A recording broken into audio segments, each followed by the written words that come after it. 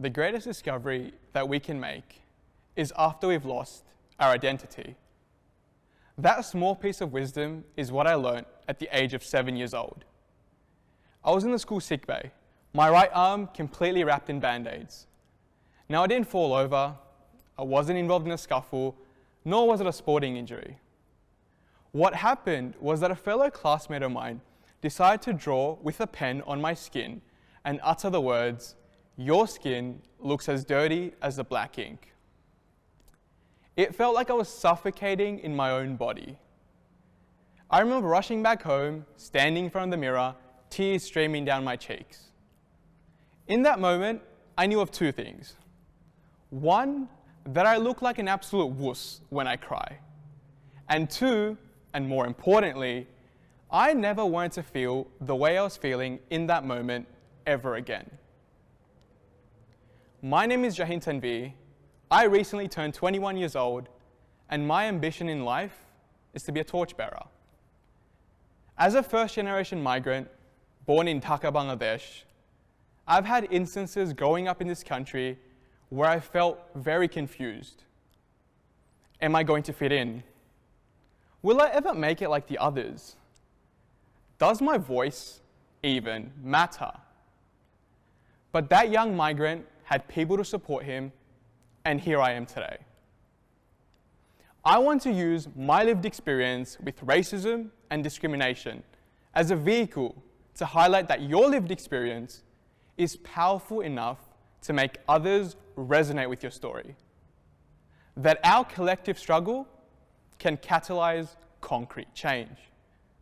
That if you have an idea or identity worth spreading, you're old enough to speak it to truth. Now, when I think back to the time when I felt so disconnected with the world around me, I realized that the crux of my dissatisfaction wasn't necessarily because of the insults or abuse. I mean, as a kid, it did hurt a lot, trust me. When I think more deeply into it, I realized that I was challenged more so by the confusion that I felt. You see, I moved to Sydney, Australia from Dhaka, Bangladesh in the early 2000s with my parents. I started my schooling in Australia, and that's all I knew. We would go back to Bangladesh every 2-3 years for a few weeks, and that was my only exposure to my motherland. So as you can tell, I didn't really have a strong connection with Bangladesh. In Australia, I learned the language, paradigms, culture from scratch. And so I thought this was my world, my bubble. This is my everything, because I was so overwhelmingly immersed into it. However, when it came to how I was treated, I was singled out because of the color of my skin and because I looked Bangladeshi. So get this, I didn't fit into the Australian culture because of how I looked, and I definitely didn't fit into the Bangladeshi culture because of my time away and learning of the Western culture. So my question is, where do I go? And that is the identity crisis that many young people of color face to this very day. The dichotomy of being from 2 or more different countries, but not fitting into either one. The notion that we are systematically designed to feel different and foreign by intersectional factors we have no control over. And that is affecting young people of color in more ways than we acknowledge. In Australia, 1 in 5 school students face racism every single day. On a national survey of more than 2,000 people, research found that 82% of Asian Australians face racism and discrimination from their workplace and educational institutions. In the same research, 81% of Australians from Middle Eastern backgrounds reported the same, and 71% of Indigenous Australians reported the same. These statistics are shocking, but unsurprising. Now, when it came back to my situation and how I felt, I wasn't openly identifying as a Bangladeshi at school. If anything, I thought I was similar to all my peers. They liked cricket, I liked cricket. They watched the same shows after school that I watched after school. They went to the same classes that I was sitting in right next to them. And so I was confused as to where this racism was coming from. I wanted so desperately for them to see me as them. I wanted so desperately for them to feel comfortable with who I am. I wanted a sip of that acceptance. I wanted desperately to fit into the mold that they were made of.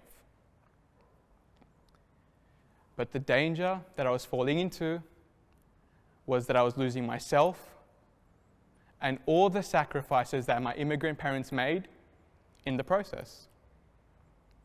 Here I am, losing it all in the fickle process of temporary validation. And that needed to stop. I was very unhappy.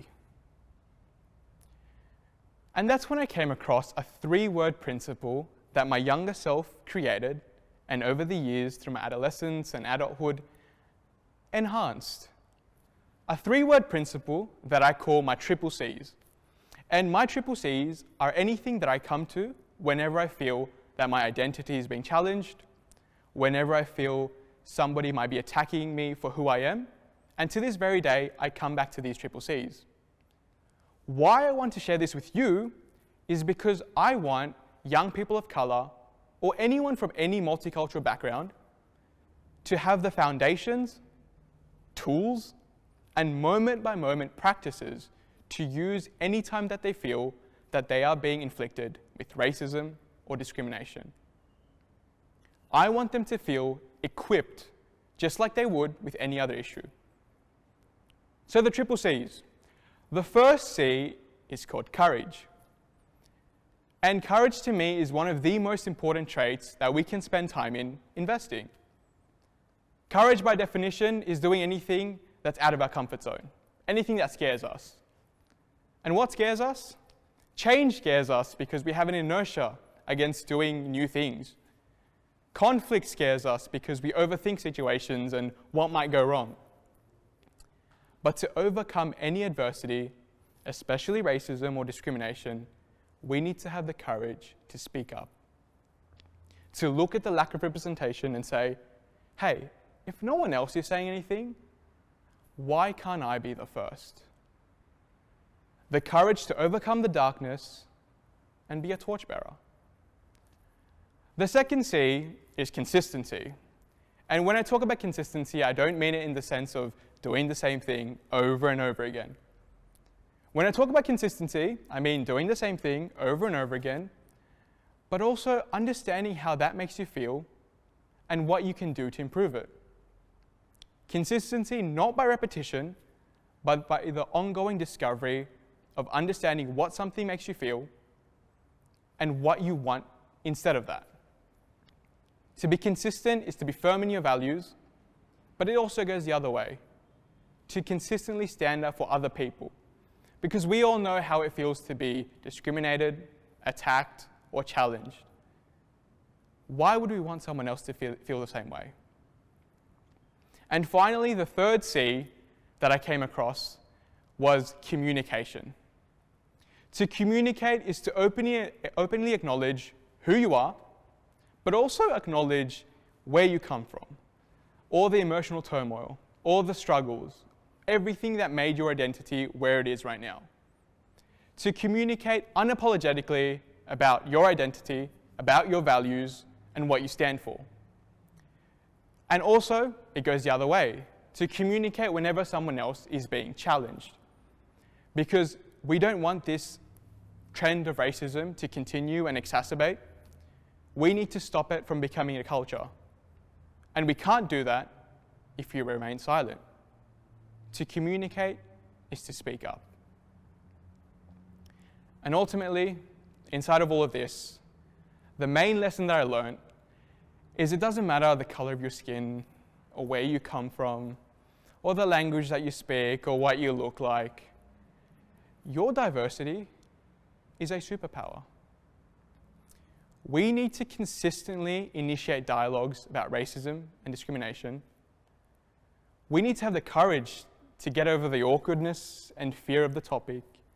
And most importantly, we need to communicate and have a back and forth dialogue about solutions and counteracting them. It's not going to be pretty, and to be frank with you, I don't think it ever will be when it comes to this subject matter. But this needs to happen. This conversation matters. Because there are millions of young people of color right now suffering from this who need it to matter. I want to commit to an Australia and a world where young people feel empowered by who they are, never limited. For them to look at themselves in the mirror and instead of saying, "Why am I so different?" to instead look at themselves in the mirror and say, "I am different, and here's what I will contribute to the world." Thank you.